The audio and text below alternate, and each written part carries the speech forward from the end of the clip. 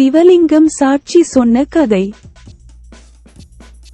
காவிரிப்பூம்பட்டினத்தை சேர்ந்த வணிகன் அரதன குதன். இவன் மதுரையை சேர்ந்த பெண் ஒருத்தியை திருமணம் செய்து கொண்டு மதுரையிலேயே வாழ்ந்து வந்தான். காவிரிப்பூம்பட்டினத்தில் வாழ்ந்த அரதன குப்தனின் தங்கைக்கும் அவரது கணவருக்கும் தங்கள் மகள் ரத்னாவளியை அரதன குப்தனுக்கே திருமணம் செய்து வைக்க வேண்டும் என்ற ஆசை. ஆனால் அரதன குப்தனுக்கு ஏற்கனவே திருமணமாகி மனைவி இருப்பதால் தங்களின் ஆசையை எப்படி சொல்வது என தெரியாமல் தயக்கத்துடன் இருந்தனர்.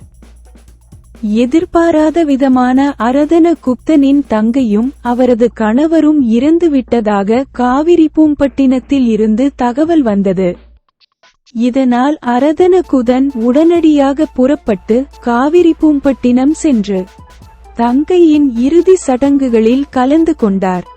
மீண்டும் மதுரை திரும்ப நினைத்த அரதன குதன் தாய் தந்தையை இழந்து தனியாக நின்ற ரத்னாவளியை தனியே விட்டு வர மனம் இல்லாமல் தன்னுடன் அழைத்து கொண்டு மதுரை புறப்பட்டான்.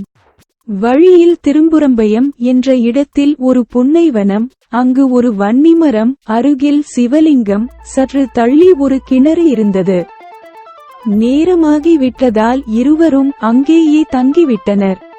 காலையில் கண் விழித்த போது அரதன குதன் அசைவற்று கிடந்தான். நள்ளிரவில் பாம்பு கடித்ததால் அவனும் உயிர் பிரிந்திருந்தது. இதனால் கதறி அழுதாள் ரத்னாவளி.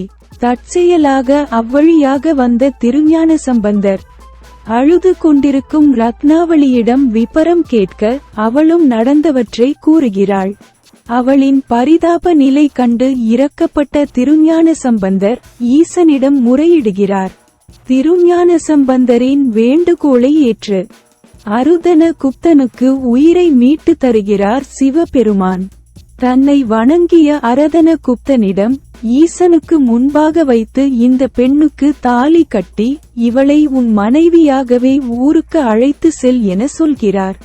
தனது உயிரை மீட்டு தர உதவியவர் என்பதால் திருஞான சம்பந்தரின் பேச்சை மறுக்காமல் அரதன குப்தனும் ரத்னாவளியை திருமணம் செய்து கொண்டார். இவர்களின் திருமணத்திற்கு அங்கிருந்த வன்னிமரம், கிணறு, சிவலிங்கம் மட்டுமே. இருவரும் திருமணம் முடிந்த கையோடு மதுரை வந்தனர். தனது கணவர் இன்னொரு பெண்ணை திருமணம் செய்து அழைத்து வந்திருப்பதைக் கண்டு கோபம் கொண்ட முதல் மனைவியிடம் ரத்னாவளி நடந்த விபரங்களை எடுத்துச் சொன்னாள். உள்ளது உள்ளபடி சொல்லியும் முதல் மனைவி அதை நம்ப மறுத்துவிட்டாள். இந்த வழக்கு அரசனிடம் சென்றது. திருமணம் நடந்ததற்கு யார் சாட்சி என கேட்கப்பட்டது. மனிதர்கள் யாரும் சாட்சி இல்லை. சிவலிங்கமும் வன்னிமரமும் கிணறும் தான் சாட்சி என அப்பாவியாக கூறினாள் ரத்னாவளி. இதை கேட்டு அனைவரும் சிரித்தனர். முதல் மனைவியும் கேலியாக, அப்போ அந்த சிவலிங்கம் இங்கே வந்து சாட்சி சொல்லுமா என கேட்டாள். சபையில் கூடியிருந்தவர்களும் சிரித்தனர். சபையில் கூனிக்குறுகி போய் அழுத்தபடி நின்ற ரத்னாவளி அனைவரிடமும் அழுது புலம்பினாள். கடைசியாக, ஈசனே, இது என்ன சோதனை? இப்போது எனக்காக சாட்சி சொல்ல யார் வருவார்கள்? இந்த அவப்பெயரை போக்கி என் தரப்பு நியாயத்தை எப்படி நிரூபிப்பேன் என பலத்த குரலில் கதறி அழுதாள். அப்போது இவர்களின் திருமணத்திற்கு நாங்கள் சாட்சி என ஒரு குரல் கேட்டது. அனைவரும் திரும்பி பார்க்க அங்கே சிவலிங்கம், வன்னிமரம், கிணறு மூன்றும் சாட்சியாக வந்தன. அப்போது அங்கு காட்சி தந்த ஈசன். இவர்களின் திருமணம் நடந்தது உண்மைதான்.